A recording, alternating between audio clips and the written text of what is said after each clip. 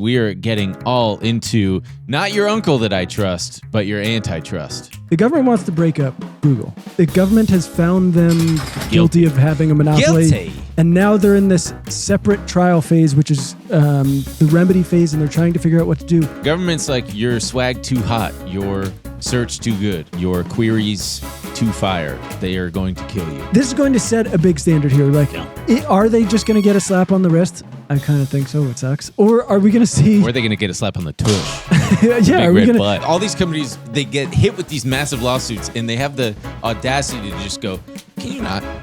Can you just drop it? In 2020, DOJ pursued more monopolization cases than any year since the 90s. Wow, so he's saying that Trump is good now. Is what I'm hearing. That's all I'm hearing. I also don't know what to make of any of it. It always feels like you're kind of negotiating with like a monkey with a gun, and you're just like, well, all you got to do is offer it a banana. Famously, monkeys like bananas.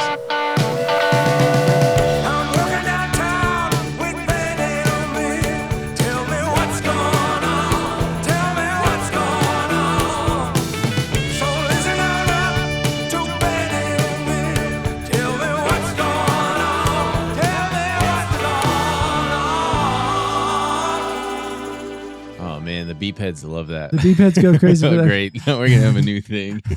I'm a beephead.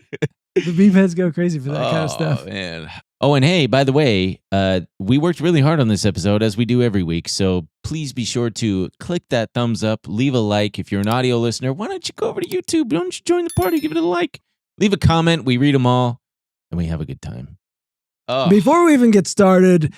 Big shout out to everyone in Austin who sold out the first show. We added a second show. There will be, the very next night, there will be a ticket link in the description. Yeah, you've heard of Lincoln Park? No, it's Lincoln Description. You've heard of Lincoln Park? It's not gonna. The show will not be like that. It's gonna be much better. No, it's gonna be worse than that. Count on it. The show's gonna be really bad. Yeah, we're gonna do it Joe Rogan style. I don't know. Because Kill Tony's gonna be there. Someone commented that. Because I think we brought it up, the no phone. Maybe it was in the after hours, in the bonus. But I think our Denver show, which is also going to be on sale. It's Denver, Colorado. As opposed to... I don't know. I think they're going to put people's phones in little baggies that lock up. At Denver? I think so. Man, get the heck out of here. I think that'd be kind of cool. I don't. I think that is bad if you want to be texting. Some people want to text. Well, but actually, yeah, you're right. We'll steal your phones. I think it'd be more fun for us.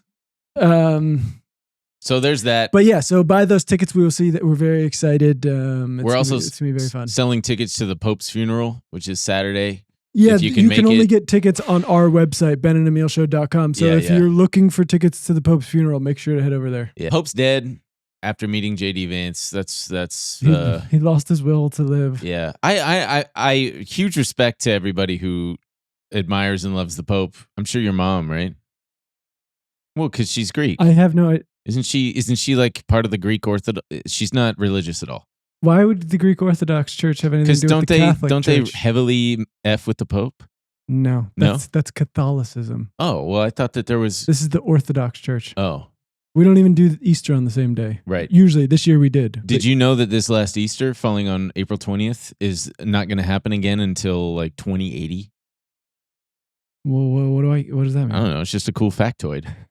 Don't you think that that's a cool factoid? I don't know. I was playing poker this weekend and I was just loading the table with cool factoids, and I lost a lot of money promptly. I just kept getting bad cards. You got to get less factoid heavy. Yeah, I guess you're right. Yeah, big shout outs to the Pope. Huge shout out to the Pope. He's up there chilling, or down there if you're in Australia. Who else watched Conclave after he died? I didn't see that shit. Another. Oh dear, the Pope has an urgent message for you. The Pope's actually dead the entire time. Oh, that's what the movie's about? Oh, because the conclave is them when the deciding. Pope dies and they try to find a new guy. I'm sure that there's all sorts of sexy drama in the Catholic There's in that room. Very little sexy drama. Really? You should see it. You got this movie all wrong. Is it good? Pretty good, yeah. Did you see that photo of buff Rafe Fiennes? I haven't seen that. Oh, man. He looks yoked for some inexplicable reason. Nobody knows why. Probably getting fit. Remember when J.K. Simmons got all buff and everybody was like, damn, this is exciting. And then it was just for like that Santa Claus movie. Yeah, look at this. Whoa, He's hell yeah. yoked. I actually thought I got confused for a second, and when you were saying it, I thought you meant Wow. J.K. Rowling got buff, and I was like, probably to beat up women in the bathroom or something. Yeah. The rumor has it Ralph Fiennes is beefing up for Schindler's List 2. He's Schindler's List 2, taking it to the street. Yeah, taking it to the street. His character comes back from the dead, and it's going to be zombie style. That's cool. I hope they do that. Yeah. Speaking of Spielberg, if you're watching, that's ours. Do not take that. Yeah, don't take that, sir. If I see you developing Schindler's List 2, taking it to the street, you'll hear from our lawyers. It reminds me of my all-time favorite radio bit. It was this guy, morning show, 95.5 KLOS. He was doing a out-of-work trailer voice actor who couldn't figure out why he wasn't getting more work. And he's like, do you guys want to hear some of my stuff? Like, maybe you can help me. And they're like, sure. And he goes, coming this fall from Steven Spielberg, Schneider's List. That's the bit. He just gets always wrong. Yeah. Anyway, that's pretty good. We got a banger, a veritable banger of an episode. The Another internet, week where there's just too much happening. Too much so good much stuff going on. Once again, it's like I AM, almost PM. Too much good stuff. So much stuff going on. I almost completely missed Kanye West talking about sucking his cousin's cock for 8 years. You know, I mean, that'll be in the bonus. We're going to be talking all kinds of smack. That's the kind of weeks we're having. Yeah, Kanye West will come out and say, "I sucked my cousin's dick for 8 years. I don't see it for 2 days." Oh yeah, because I didn't see it until this morning. Yeah, I saw it today. Yeah, I saw it today too. Walking in here, I go, what? Yeah. This is big stuff, That's not the biggest story? It's one of them. We're going to be talking about that in the bonus, BenandEmilShow.com. But for today's episode, we are getting all into not your uncle that I trust, but your antitrust.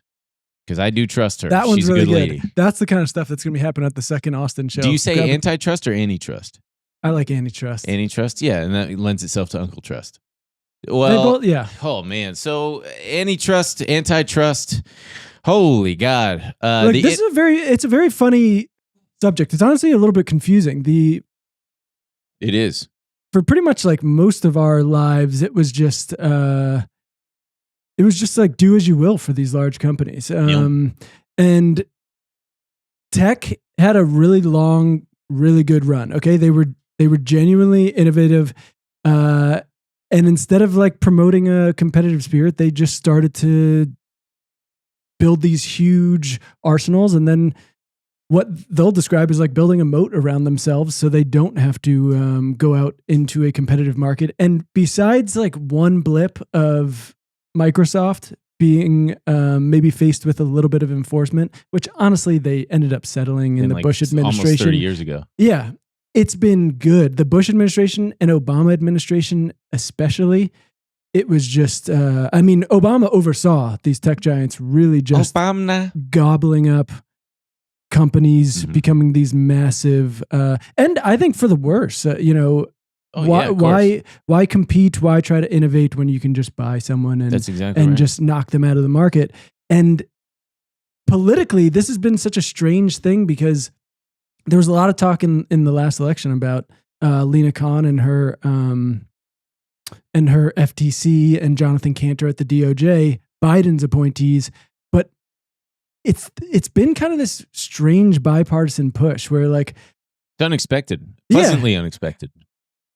But it's strange. I mean, because you've obviously on the left, you've got your like Bernie Sanders, Elizabeth Warren's, AOC's talking about. I collect them all. I got all the cards. Talking about the dangers of big tech. These people having so much power, and then, but you also had on the right, Josh Hawley's and Ron DeSantis's, and every time you say Ron DeSantis, I think Rhonda. I hear Rhonda Santis. Ron DeSantis. She sounds hot. Yeah. And a lot of this stuff we're going to be talking about today started in the in Trump's first administration. That's right. Which a lot of people kind of forget. Not only a lot of regular people, I think a lot of the tech industry forgot about, not that it's impossible to know what Trump is. I think a lot of people can't quite figure it out. And I think they're learning this lesson that maybe, they got in bed with someone they don't quite understand. They got in bed with someone with a stinky penis. I think they they had a lot of ire for Lena Khan, Mm-hmm. and they were like, you know what? Trump's our guy. Trump's our guy. And a lot of them put their, as we will discuss, put their chips down on the political craps table, and were blowing on Daddy Trump's fingers, hoping to get some of that sweet, sweet good luck as he rolled the dice. Yeah, I mean, in a lot of embarrassing ways, as we'll get to with like Mark embarrassing Zuckerberg, especially. Well, shall we start with so grab your picks and shovels, folks, because we're going to dig right in. We got this new FTC chair, and it ain't a lazy boy. It's a human male in the form of a guy named Andrew Ferguson, who is he's a lawyer who used to work for a bunch of GOP senators, and he says that he does want to.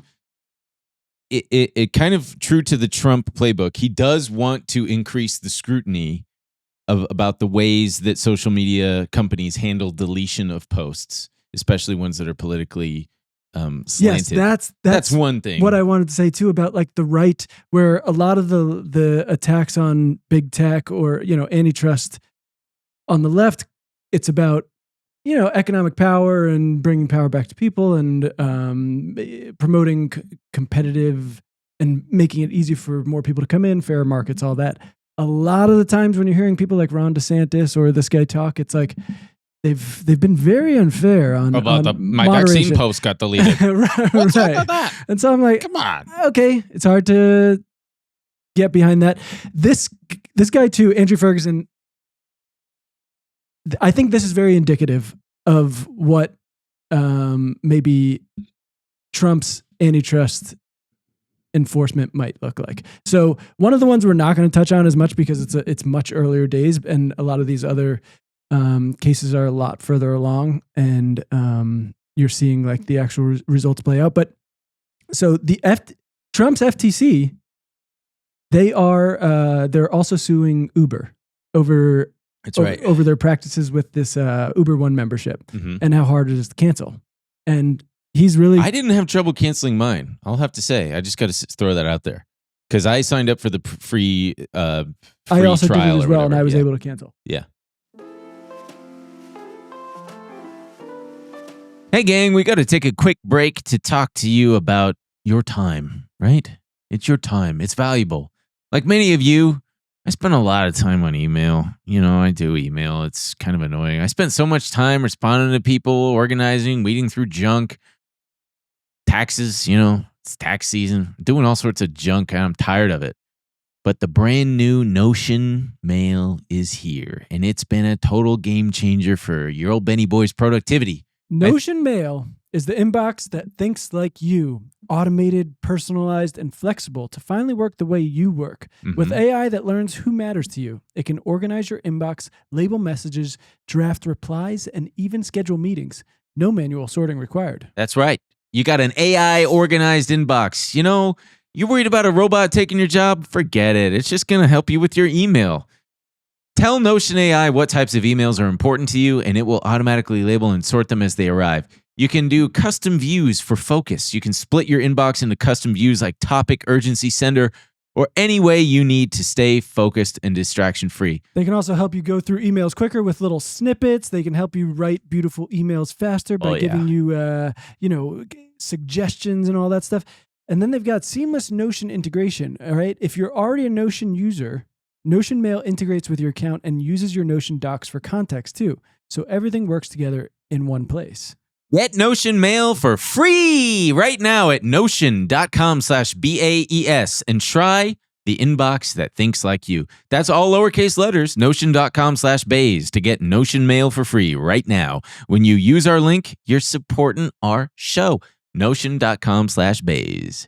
Andrew Ferguson's pretty gung-ho about this. He's like, we're going to use all our resources. Like, this is bullshit, blah, blah. But he voted against that rule. The cancellation rule? Yeah, the rule prohibiting making it hard to cancel memberships, he voted against that. Yeah. And so it's always these strange things you can't quite reconcile. You're like, okay, then that are at odds with just one another. Yeah. Inconsistencies and contradictions. One of the things that I found really fascinating researching this is how we really are living in we're living through a time where this stuff is gonna, I mean, hopefully dictate the playing field for big tech for decades to come, because it is so new still. Even though it's like decades old at this point, tech has grown so tremendously that they've got to they're all kind of making it up as they go. They're skirting existing laws that are woefully outdated and have no stipulations for how far technology has come. Even just like shit like memberships and subscriptions. They're using the Sherman Act, which I believe is from like 1890 or something. Jesus like that. God. It's ridiculous. Well, so this real fast, this FTC chair, Andrew Ferguson, was recently on the Odd Lots podcast. Don't listen to that show. Listen to ours only. He said that they will, quote, throw every resource the agency has at prosecuting the cases against big tech that we've got going. And the new leader of the Justice Department Antitrust Division is this woman named Gail Slater. That's a cool last name. Who said, quote, it's a bipartisan issue and there's a consensus around the need for robust antitrust enforcement. So should we start with Meta? Yeah, and that's just another thing. Like, they've left a lot of the Biden era things in place so far. Like, for example, they're leaving the 2023 guidelines around mergers and acquisitions and that kind of stuff. So far, I mean, this is a good thing. You know, the 2024 election, you saw all these billionaires. Who's the LinkedIn guy? Is that Reid Hoffman? Reid Hastings? I think you're right. Reid Hoffman is LinkedIn. Reid Hastings is Netflix. Okay, yeah. Reid Hoffman was like going on the news talking. Damn, I gotta name my kid Reid if I have one. Jeez. Talking about, going on MSNBC and talking about how Kamala needs to pledge to get rid of Lena Khan. Even Mark Cuban, the lone good billionaire, Mark Cuban, was also complaining about her. And that's the thing. There was an FTC chairman who came out and said, it's Bill Kovacic. Oh no, former FTC chairman. He said, I think that they, meaning the Silicon Valley like big tech guys, may not have fully focused on how much the first Trump presidency had to do with setting in motion this reexamination of tech. You're telling me these big tech guys had a little thing called hubris? Hubris? Is that, you're telling me that they had some other word? No, I get. I think they just kind of missed. Yeah. I mean, there's been a lot of people. I was watching a guy talk today about how he got this whole thing wrong. It's very frustrating to see people talk about it now. Like, well, the guy's doing everything he said he would. But yeah, I think this is at least good. For now, it seems like they're still going to go after. Yeah. So yeah, there's some pretty high profile investigations and suits going on with the FTC and DOJ. Google has 2 separate suits regarding antitrust. Meta is going on currently. I think Mark Zuckerberg just took the stand maybe yesterday. Mm-hmm. And then Amazon and Apple are going to be much further down the road at this point. But Google is basically at their remedy phase. They're trying to figure out what to do with Google. And I do want to point out some of these started under Trump. And Trump in 2020, in the last year of his term, in 2020, DOJ pursued more monopolization cases than any year since the 90s and had pretty active FTC. So, I mean... Wow, so he's saying that Trump is good now. Is what I'm hearing. That's all I'm hearing is that Emil here thinks Trump is good now. I like that these are... I agree. I like that I this is also happening. don't know what to make of any of it. It always feels like you're kind of negotiating with like a monkey with a gun and you're Sure. like... All you got to do is offer to banana. Famously, monkeys like bananas. So Google is like you said, they're getting sued for 2 things. Number one, they were sued in 2020 by the DOJ for having a monopoly in online search, and the other one is the ad tech one. Yeah. The search one is much further along. It's already completed. The government has found them guilty of having a monopoly. Guilty. And now they're in this separate trial phase, which is the remedy phase, and they're trying to figure out what to do. The government wants to break up Google. Yeah, the government's like, your swag too hot, your search too good, your queries too fire. They are going to kill you. And they, in this case, is the government. A federal judge just started a 3-week hearing on how to address the monopoly. And the government is suggesting selling Google Chrome, And just today, OpenAI actually, as of this recording, OpenAI has said that they'll buy it. I'll buy Chrome. I'll buy Chrome, fine, and other measures. And it's all about how they're going to break it up. And like you said, it's the remedy phase. And the remedy phase is basically when a company says, okay, fine, you got us. Here are some remedies. How do you want to fix it? Yeah, how do you want to fix it? A big thing a big problem with this was Google was basically worming their way onto every device, and paying people for the privilege of doing it. And then not only doing that, by doing that, they would also have massive amounts of data to build an even stronger search engine and cement themselves. Yeah. Yeah. So they also want to stop that. Like that's a big part of this deal is they're going to be like, okay, no more paying people tens of billions of dollars. They pay Apple, folks. Google currently pays Apple $20 billion a year to be the default. $20 billion a year, just to be the default search engine, and that just in Safari. Yeah, and that speaks to just how important. But that's not the only one. They have deals like that around everywhere with all kinds of companies. Another suggestion, and just other than selling Google Chrome, is potentially white labeling their or licensing their search data, essentially making it a white label thing, so that you or I or anybody, we could start bending the meals. Handy dandy search engine, brought to you by Google. Yeah, because Google's obviously not thrilled about that. That's their most precious, their precious data. Yeah. And Google is obviously fighting back. They're saying, hey, it's plenty competitive out there. They've even had testimony from, because AI is now really coming into the conversation. And they are saying, hey, ChatGPT is majorly a competitor for us. Right, and Perplexity, it is competitive now. And also, hey, suck my ass. We won by being the best. Are you really going to punish us for being the best? And it's like, I get that argument. They are the best at what they do. But then, yeah, it's the paying $20 billion a year to Apple. It's the making themselves the default thing and ensuring that they stay the best. Right. That's the crucial thing, I think.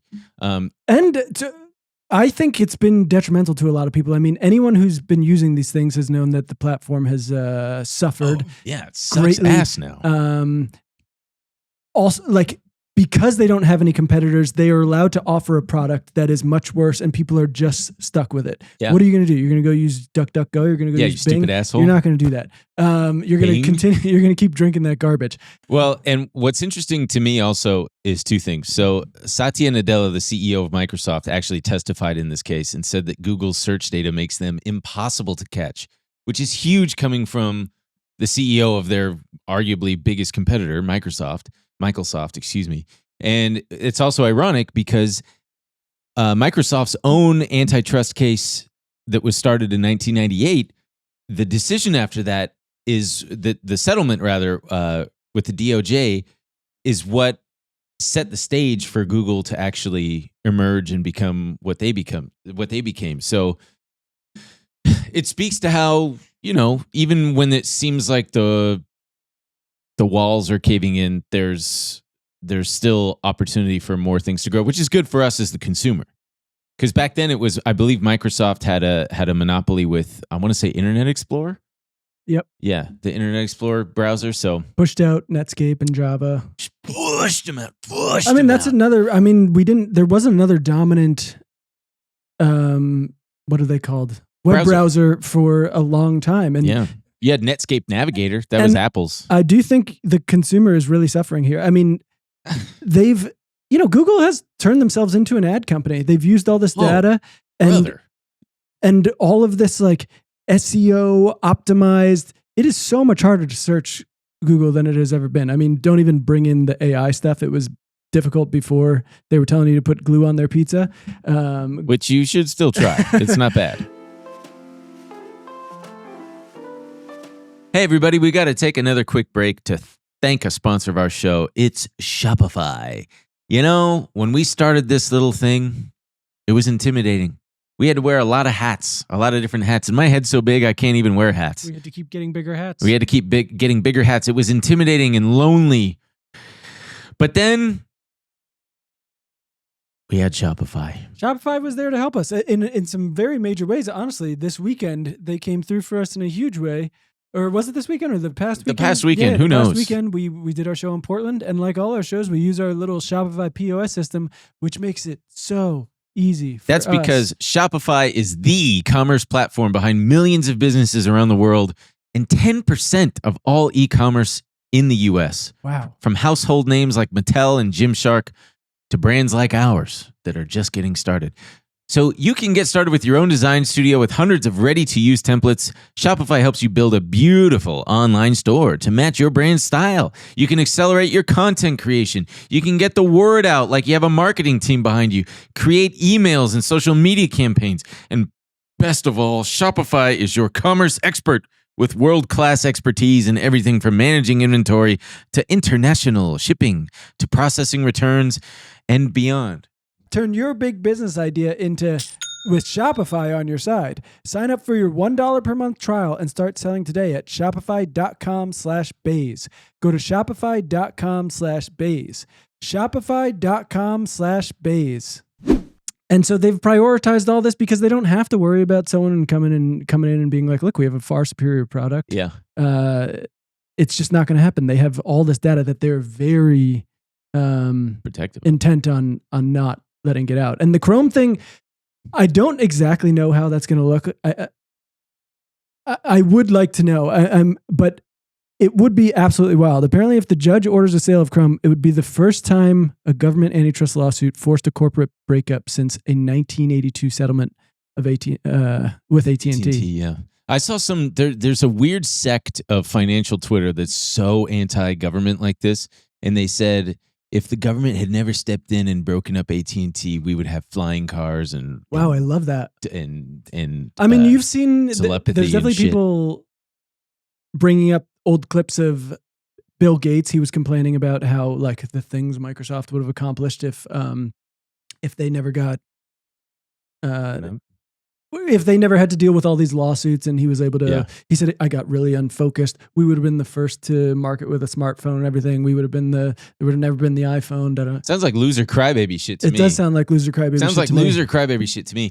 Maybe you should have focused more on loving your wife and in your company instead of flying on Lolita Express to get massages or and poisoning us all with that word that I can't say without YouTube flagging this. It rhymes with Bactine, kind of. RFK. What are the thing that they inject you with that gives you autism? Don't say the word. They're gonna freaking. I said faxing. Us. I said faxing. Faxing. Yeah, faxing. Yeah. Fax me these papers. What's my favorite forgotten tech? Faxing. Faxing is still around, man. It sucks. Dude, it's magic. Truly, honestly, I don't know why I said it. Honestly, sucks. we didn't give faxing its proper due. I thought it was cool as hell. That was sick. Remember those printers that go? Yeah, and it rolls on a thing, and you had to rip off this. Man, that was great. Those truly were the days. Those were the days. So that's all going to wrap up, I believe, by August, and we should know what they're going to do. I think this is This is going to set a big standard here. Like, are they just going to get a slap on the wrist? I kind of think so, which fucking sucks. Or are we going to see? Or are they going to get a slap on the tush? Yeah, are we going to see like a historic? Something we haven't seen in 40 years. Yeah. Over 40 years. I know. The government actually like stepping in and being like, no, this is all anti-competitive and it's harming us. I really do think it is harming us. Yeah, I agree. It's, we need people who can enter the market and try new things. And, and it'll be very funny. All these fucking goobers who jumped through all these hoops donated millions of dollars to the inauguration fund. Well, we'll get to that. We'll get to that. But it's funny because at first blush, it seems like it would hurt Google, but I think it would actually help them because YouTube alone is worth tens, if not hundreds of billions of dollars. And breaking off Chrome and doing there is something to be said for all of these things as individual companies being worth more than the sum. Zuckerberg himself in some of his emails, which we'll get to in a little bit, made just that point of, which is strange. He's simultaneously fearful of this regulation and also like, but you know what? It could be oftentimes these brands become more valuable. So, and my guy, what are you worried about? You have so much damn money and power and influence. Are you really that scared of the shareholders? What are they going to string you up and cut your belly open? Oof. Spill your guts out for the elephant seals that they're over there in Hawaii to nibble on your little private property? This sounds nice. God damn. All right, let's get to the other one. Google was also accused j'accuse, said the DOJ in 2023 to Google, for illegally dominating the ad tech business. Folks, Google makes the majority, I want to say 90% of their revenues come from ads, like $600 billion. Ads. Advertisements for your mom. Advertisements. And Google just was found to be a monopolist in the ad tech thing. The judge ruled that its ad tech monopoly allowed it to charge higher prices and take a bigger portion of each sale. Again, the flywheel. You can't use one thing without the other, and it all keeps... Yeah, but Google says, well, actually... Shut up, bitch! Stay in the ecosystem! Stay in the ecosystem! Don't make me call the CEO. They're getting more bang for their buck, though, because of how good we've gotten at targeting ads and stuff. Yeah, I mean, it's true. They've gotten so good at it. Everybody's walking around with the damn bullseye on their freaking forehead. Am I right? I mean, you can't... you cannot speak about something without it showing up in your ads. Yeah, and so the government argued that its monopoly is three parts. It is the tools used by publishers, aka any website is a publisher, news site, a blog, our website. Well, we don't host ads on there, but it's the tools used by publishers to host ad space, the tools used by advertisers to buy that ad space, and the software for those transactions. And apparently I learned that you can't, so like if you are a publisher hosting the ad space, you can't use it without also having the tools used by the ad. You need to have the entire trifecta. But a judge did dismiss, the judge dismissed the part about tools being used by advertisers. So it's only the two things, the hosting the ad space and the software for those transactions. Yeah. And the Justice Department asked the court to force Google to sell some of the ad tech business that it has acquired over the years. That's been one of the compromises that they're talking about, at least going forward in the M&A. Is like, hey, if you want to acquire, hey, Google, you want to acquire another ad tech company? Sell off an existing one. Just flip one. But then there was something I think Hertz, or one of the car rental companies, someone at the DOJ was like, yeah, but that's bullshit, because what they'll end up doing is just pawning off a dying brand. Yeah. So like I think Hertz, Avis, one of these car rental companies was about to acquire another one, and they said, oh yeah, okay, we'll sell off dollar. Yeah, don't even get us started on the car rental monopolies. Jesus, man, those things are. But yeah, so Google. That's why you should treat them with disrespect when you drive those cars. Google's going to fight this kicking and screaming. Obviously, they're already rolling out. I love this. I don't know if you've seen the PR push for they're making us. They're harming ourselves in the fight against China. They've pushed a lot of news stories. Google says DOJ's proposal for breakup would harm U.S. and global race with China. It's going to hurt us with China. Guys, I'm just telling you, you got to... They released this long thing. Google said in a blog post Monday that such a move is not in the best interest of the country as the global battle for supremacy and artificial intelligence rapidly intensifies. So then fucking keep focusing on that. Nobody's coming after you for that. They're coming after you for the ad tech. They say the DOJ's proposal would hamstring how we develop AI. No, not hamstring. And have a government-appointed committee regulate the design and development of our products. That would hold back American innovation at a critical juncture. We're in a fiercely competitive global race with China for the next generation of technology leadership, and Google is at the forefront of American companies making scientific and technological breakthroughs. Sure, but you guys are the ones who are eating up all the competition and just getting fat and lazy. Also, quit bitching. Your ad tech, even though it's 10% of your revenue, it's only 10% of your revenue. Its ad tech was $31 billion roughly for Google in 2023, or about 10% of the revenue, from a 2008 acquisition of a company called DoubleClick. So they acquired this thing and then turned it into what it is now. These American companies are also, depending on which stat you believe, were beat by DeepSeek, who had just way more limited resources and was. Yeah. But even on its highest the highest level of resources people are saying is still just like a drop in the bucket to compared to these companies. I was astonished to learn that Google has an 87% market share in the ad tech business. Wait, say that again? They have 87% market share in ad tech.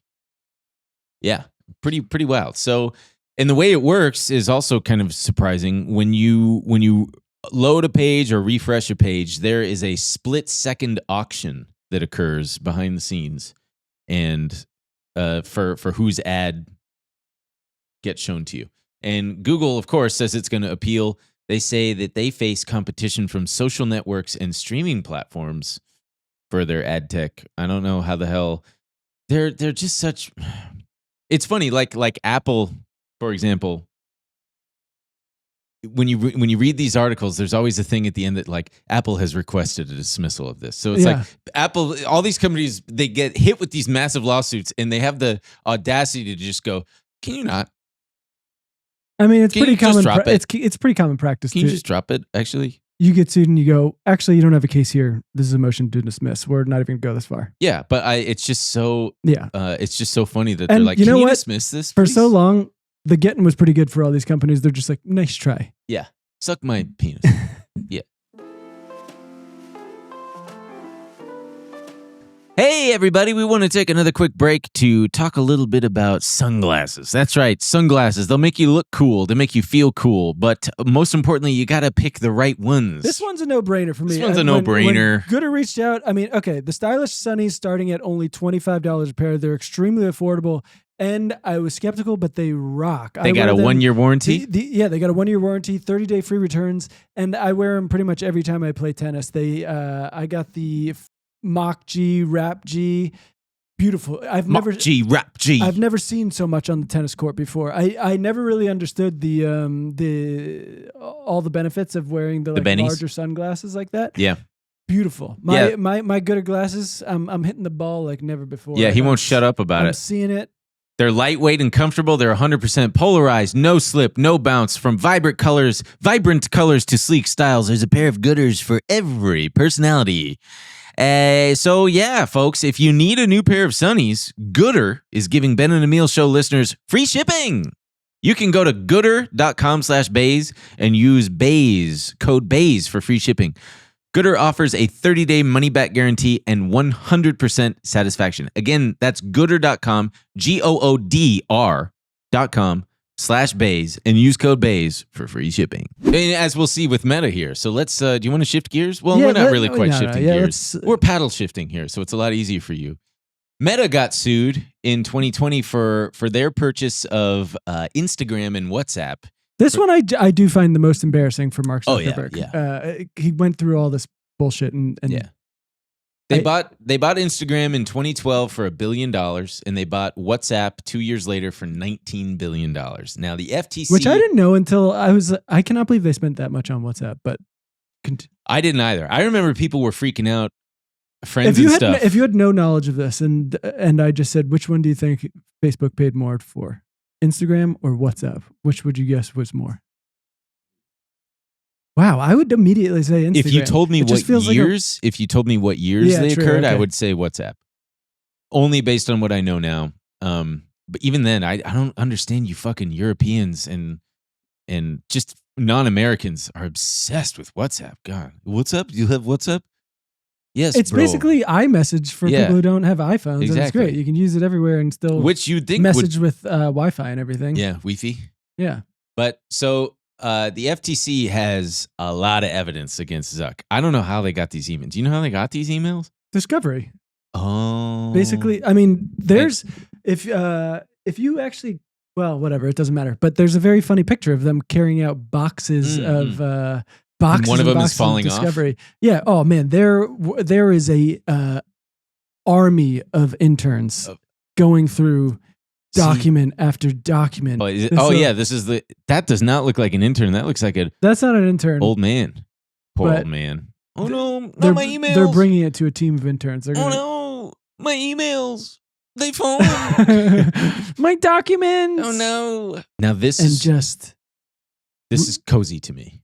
I like this. Oh no, it's hell. It's not a fun thing to do. When I hear about these lawsuits And these companies, these law firms that are going to be engaged for years on these singular cases, I'm like, man, that sounds so cozy to me. If I were just like someone in a cushy job at a big law firm making $200K a year, just like, I know what's You're in front probably of me. making more than that at a big law firm. I'd probably be making more.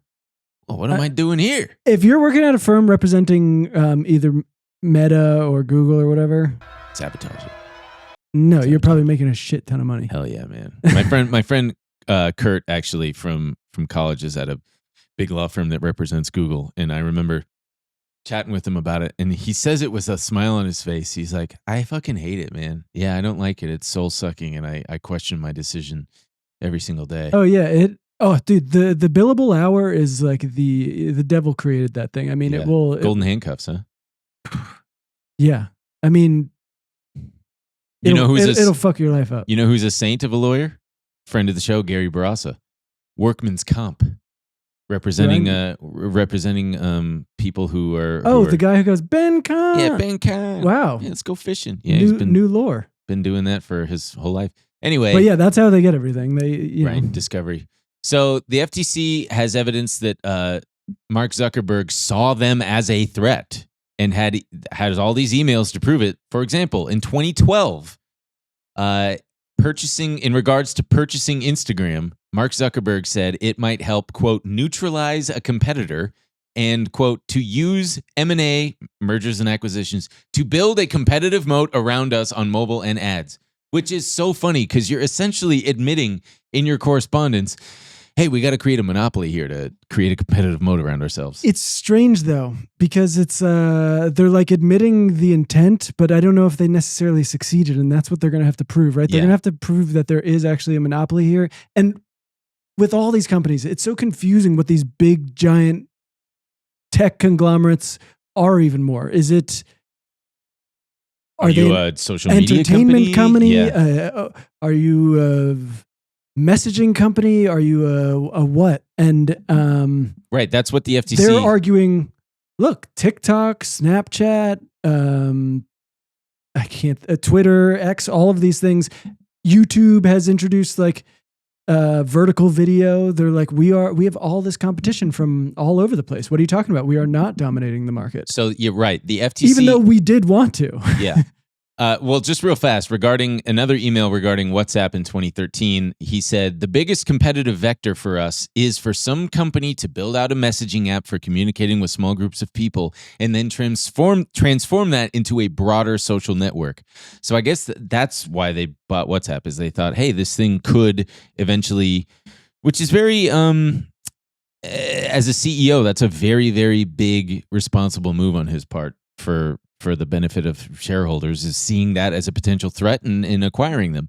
But like you said, the FTC's job is to prove first that Meta does in fact have a monopoly. Meta says, of course, TikTok alone is proof that they don't. They even said it is every 17-year-old knows it's absurd to say that they aren't a competitor. That TikTok is not a competitor of Instagram's. And it's also just a weirder thing to prove, right? Where like, it's all free to use. They're not necessarily, they can't just jack up prices on people like they can show in the Google thing. It's a strange, I would argue strange that ground they're treading. Just because Instagram introduced Reels, they made themselves more of a competitor with TikTok for that one aspect. It still is its own social media thing. That's actually a great point. Stealing, because they've done this Snapchat? forever. Yeah, Snapchat's features. That's a great point. Stealing other companies' features does not mean that they are like your competition. You've made them your competition. You used to be a photos app and you're like, shit, people like that. We're doing that now. Yeah. So the FTC, on the other hand, the FTC has to also prove that there is consumer harm being done to us as consumers, which usually involves higher prices. Also, just to be clear, what? These are not like bright line rules. Right. There's not just the way you're describing it makes it like these aren't laid out in law. Like, here's how you, they're going off case law. And so, precedent. Precedent, and being like, here's ways we've shown it in the past. Yeah. And like, And so consumer harm usually involves higher prices, like Google's doing, where they own the market. They can charge as much as they want. But in this case, since Instagram and the like social media and whatnot are free, the FTC is going to be arguing a degraded user experience since it's free. So, for example, bad privacy protections, the feeds being full of ads. I think that could be pretty, but it's all subjective. It's like, okay, what are you comparing it to? How Instagram was 10 years ago before they figured out ad revenue for mobile? Better. Is it how many ads per story that you're swiping through is considered acceptable versus being considered a degraded experience? Yeah. So it's all kind of like, also but, very funny that they kind of like, there's so many emails and some very strange ones to see. So perhaps the most striking evidence came in the form of a Zuckerberg email in 2018 where he considered spinning off Instagram, citing exactly the kind of threat from antitrust enforcement he faces today. As calls to break, this is from his email, as calls to break up the big tech company grow, there's a non-trivial chance that we will be forced to spin out Instagram and perhaps WhatsApp in the next 5 to 10 years. Again, I'm not saying we should actually do this now, but as we consider it, we should keep in mind that there's a real chance that all our work to build a family of apps may be something we don't get to keep.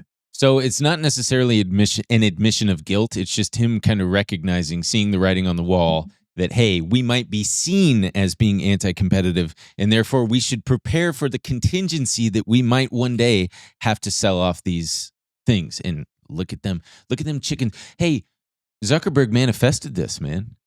He's got to hire a good crystal girly or something to avoid manifesting this. We haven't really gotten to. So the funniest part about all this is like we covered it pretty extensively. His about face and Zuckerberg 2.0, who became cool and masculine and has like shifted. And he's got Riz. He's got Riz now. He jumped through all these hoops. He what was it? He was remasculinizing the workplace, and he's just we swung too far in the other direction. We're removing all these moderation controls. We're not gay anymore, guys. We're moving to Texas, and a lot of people were like, he's got a big antitrust case here. People might think this is an effort to get it dismissed. All that stuff. There was reports of him in the White House talking to Trump just multiple times. Recently. Yeah. And it doesn't seem to be working out for him. It's very funny. So a lot of people were saying he's trying to force a settlement and get some kind of slap on the wrist. And the FTC was saying, okay, $30 billion if you want to settle. $30 billion, bitch, pay up. Mark Zuckerberg goes, said, how about $450 million? Yeah. Which is insane.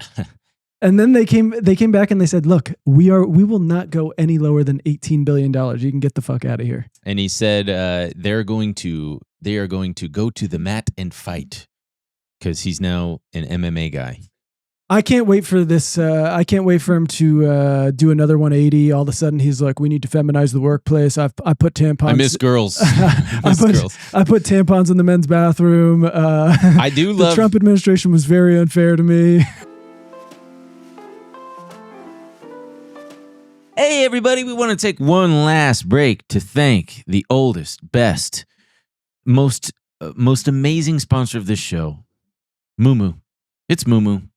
It's where you got to trade. I don't know what you're doing. If you haven't signed up for Moomoo yet, buddy, I just don't know what to tell you anymore, okay? Because Moomoo they got it all. They got it all happening. From charting to news to paper trading to low fees. It's everything that you could possibly need in a trading and investing app and more. If I need to know what's going on, man, Moomoo's there before I even think to look because they're wired in. They've got every possible news source that you could need if you're an active trader, and you don't have to pay a dime for it. If you're still new to trading and you're unsure, they've got paper trading. You can play pretend. You can play with fake money. If you think that you'd be good at it, why don't you test your skills and see? They've got great charting tools. If you need to visualize, you must visualize. You got to visualize this stuff, folks. You got to see what's going on. They've got free access to level 2 market data. If you don't quite know what that is, why don't you look it up because it's pretty essential if you're trying to be an active trader. And best of all, they've got commission-free trades on stocks and ETFs. And you new users really get treated well. Why don't you tell them, with Emil? everything you're saying, I'm like, do you even need more? But there's more. There's a welcome bonus. First off, you're talking about 8.1% APY, 4.1% APY base rate, plus a 4% extra for 3 months, which is insane. And then the best part, I love this, the 60 free stocks. 50. Can I tell you about this? Tell me. Deposit $100, you get 5 free stocks. That's a pretty great deal. You deposit $2,000, you get 25 free stocks. And if you deposit $5,000, you get 60 free stocks. You can also earn a 3% match on the first transfer amount. The match amount is limited to the first $20,000 up to $600. Amazing. Ready to take your trading to the next level? If so, join over 25 million users worldwide and start trading smarter with Moomoo. Sign up using the link in the description, make a qualified deposit, and claim your rewards now. The judge had said last year that the FTC had, in fact, met. We were talking about TikTok being a competitor versus Instagram and stuff. And the judge said that FTC had met its burden to show that other applications are not reasonable substitutes. That TikTok is not a reasonable substitute for Instagram, and therefore they still maintain a monopoly for friends and family sharing. And they are used in very different ways. TikTok Exactly. does not scratch that itch in the way where you connect with friends and stuff. No. Yeah. Also important to note, this is also confusing because of that era of just just rubber stamp. We will approve all kinds of mergers and acquisitions. Go ahead. A lot of these things were approved by the FTC, old administrations. A lot of this stuff. They approved Zuck's own acquisitions. Exactly.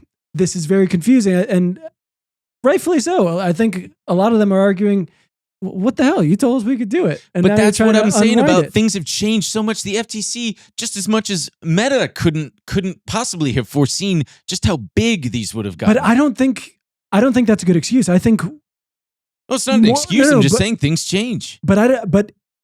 Regardless of that, I think they did a very bad job of enforcing rules and making sure this didn't happen.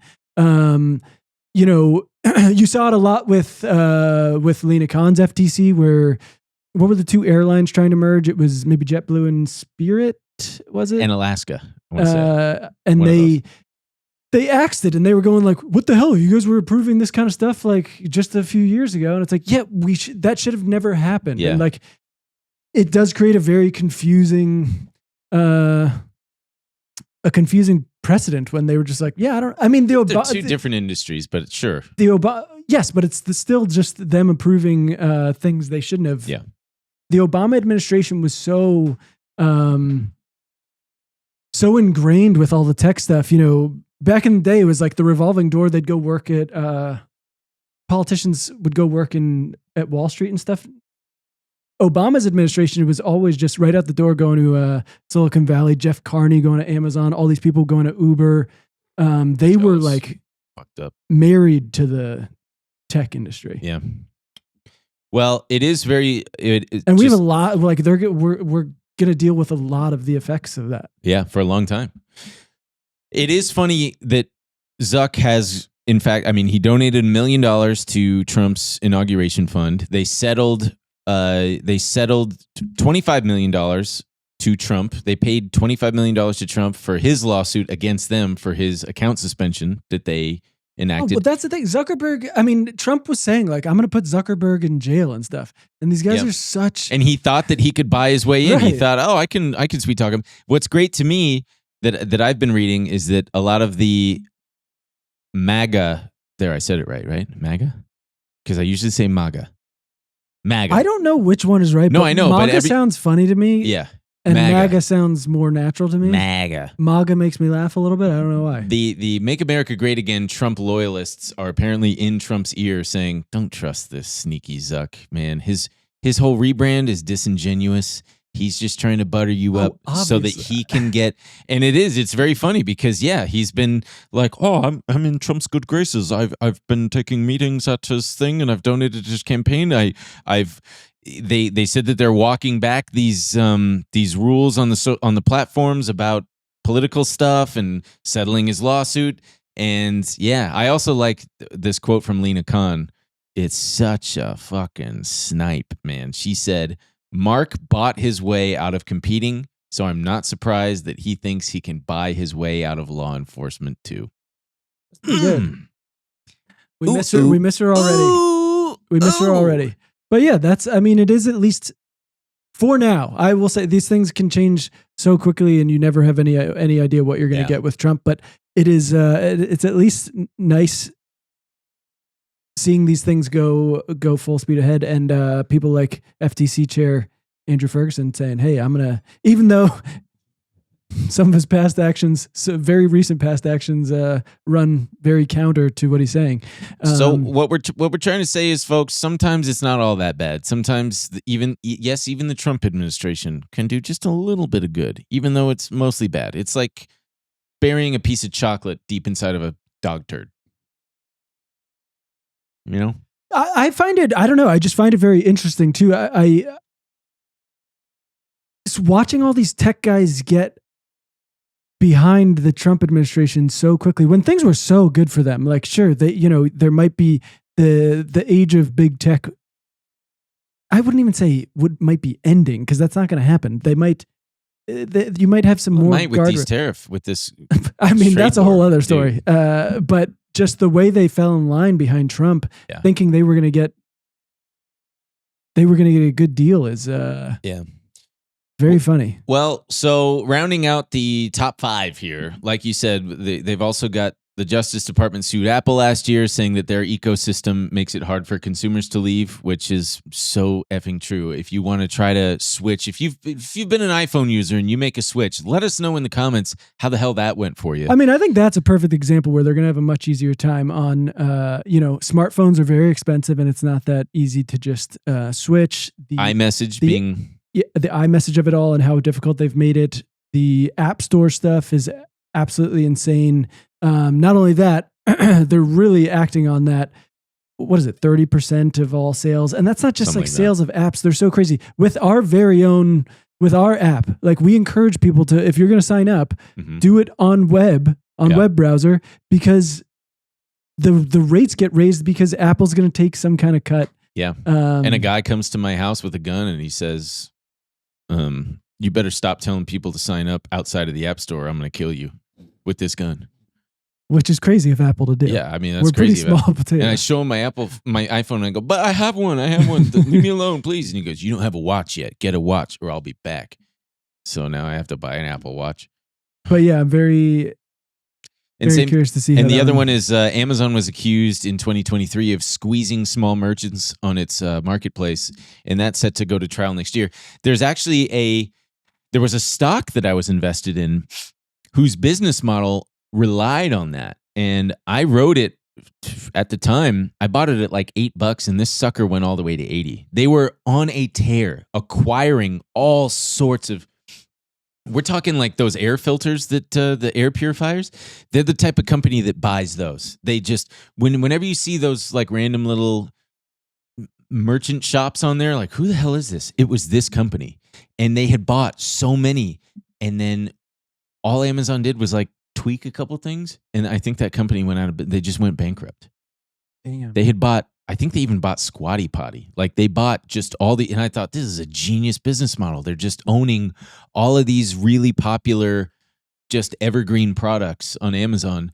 But yeah, I mean, if you go on Amazon, that I hope would be a layup case too, because their user experience has been so massively degraded.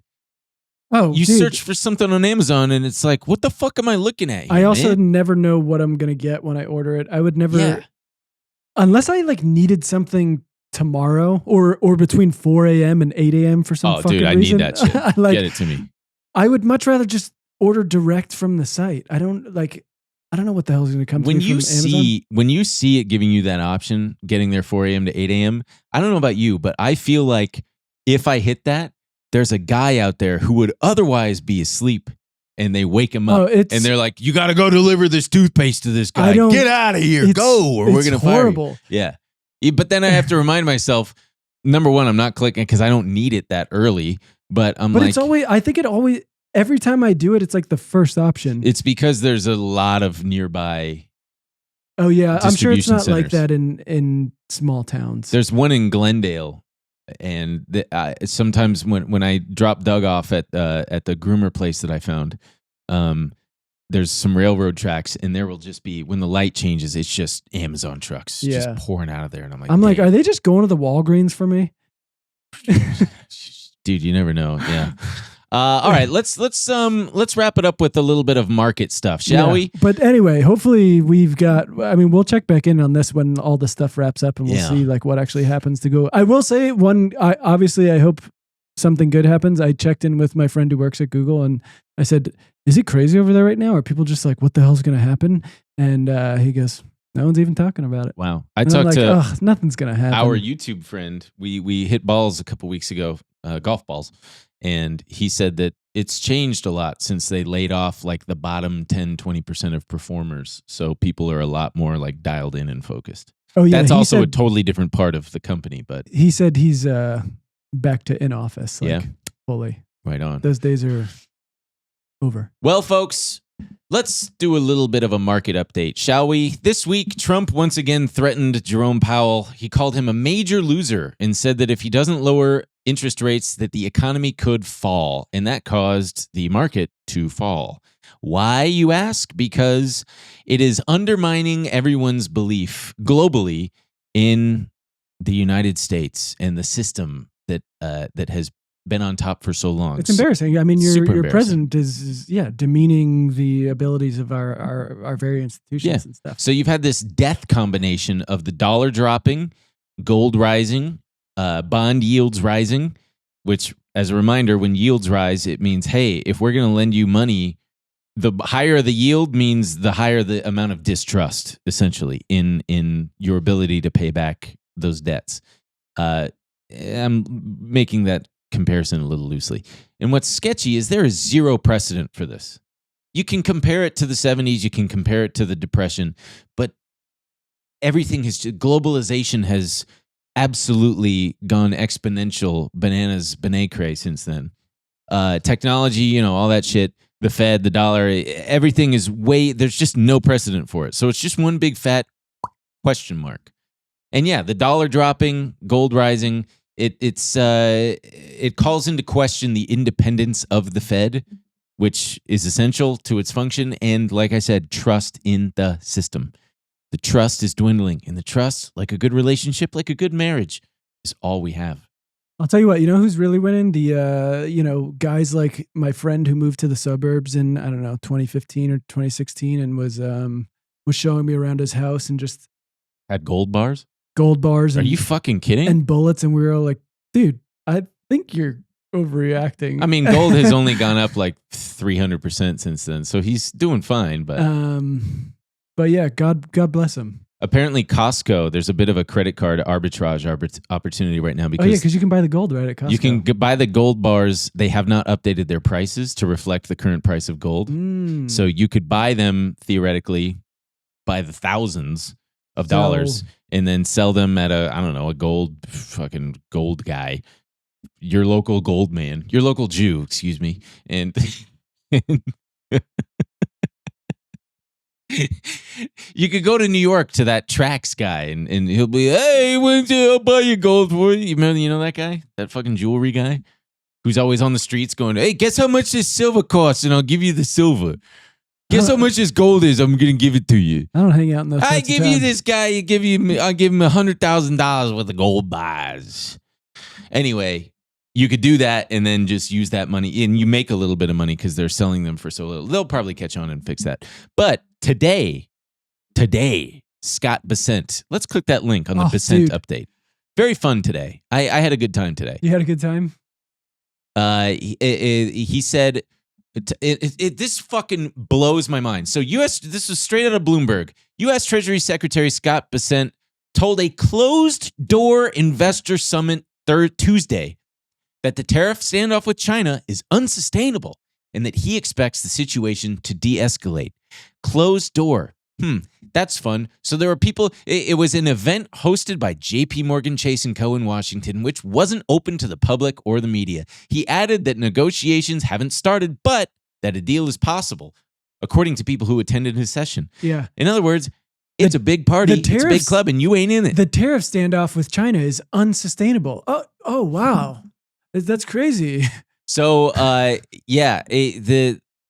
that headline was all over the place this morning, caused a big rally in the market, but then his further comments were basically, we've got an idea for a plan to get talks started, and it kind of put a damper on things, and we dropped a little bit, but then we rallied again. So that's fun. That happened. That was nice. And the Japanese this weekend, those Japanese, they came, they saw, and they left disappointed. And rumor has it, the Japanese delegation to negotiate the tariff situation left the White House basically saying, we're trying to make a deal here, and the White House doesn't even know what the hell they want. They don't even know what to ask of us. So they left without anything happening. Yeah, I mean, it was, there was like, we talked about it a little bit, I can't even remember how long it's been, but when all this was going on of countries literally doing what they said and like removing all the tariffs. I think it was like Vietnam, Israel, someone else. And the Trump administration was like, no, not good enough. And we don't like that. What do you want? Yeah. This is from Charles Gasparino. Japanese negotiators are complaining that the problem with the trade negotiations with the White House, what's delaying concrete progress and a real deal, is that the U.S. keeps changing its ask in terms of exactly what it wants. Maybe it's a negotiating tactic, but the lack of publicly announced deal progress is depressing the dollar, spiking bond yields, and leading to a flight to quality to gold and now Bitcoin. Yeah, we've been seeing Bitcoin. Fartcoin above $1 again. Can you believe it? I actually can believe it. I actually can believe it too. It just led to a funny headline of Japan keeps asking the U.S. what it wants in trade talks and can't get an answer. Art of the deal. Art of the meal, if you ask me. Art of the deal. I'm not going to tell you. Speaking of farts, I think we can round it off with... The U.S. keeps changing its ask. Chipotle is expanding to Mexico. Can you believe it? Yeah. Whatever. That's not going to work. Yeah, it'll be Taco Bell apparently tried and it failed when Taco Bell did it. No, didn't Domino's try to go to Italy? Or oh, yeah, I think so. Starbucks too or something, and they were like, no, thank you. Why would I eat shit? Why would I eat the shit? If I want to eat shit, I'd go... Wait, are we not going to cover the Tesla... earnings? Yeah. Tesla earnings ended up being just I mean, it didn't move the stock at all, but... No. So it's not... They missed big... I mean, people are talking about how it's just a meme stock now or a crypto coin or something because it doesn't even... I'm pissed, so I don't want to talk about it because I'm going to lose money on their fucking... Oh, because you thought it was really going to move the stock. I thought it was going to shit the bed and I was dead wrong. People don't give a shit. It's up $8 after hours, probably because Elon Musk is up there saying, we're going to have robots. 100%. He said, like, that's coming in June in Austin. We're still moving. He's a big crybaby, and he's apparently going to leave Doge because he's tired of getting the hate from the left. Brother, no one ever wanted you there. Nobody asked. Cocksucker. I've grown tired of politics. Well, I mean, what did you do? You just fucked a bunch of shit up. You went in there and fucked a bunch of shit up for nothing. And all the things you promised, you can't do. All right, folks. Well, we certainly hope that you've enjoyed this episode, and we hope you've learned something. So keep your ear to the ground, pay attention, and as always, remember to have fun. We love you. Remember to have fun. We love you, and we'll see you in the bonus. Got a lot to talk about there.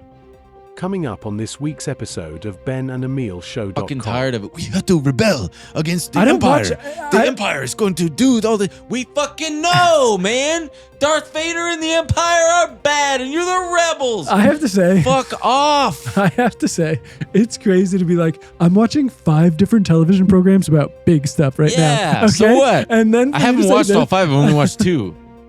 Where you're just like... Anyone could be like, wow, what is it really big again? It's an airplane. An airplane's different than a ship. It's different than a train. Yeah, there's one about an airport during the quiet scene of the movie that everybody paid money to see. Did you tell them to shut up? No, because I didn't think that it was coming from inside the theater. I thought that it was coming from just outside, because when I got up to pee 3 times, by the way. 3 times?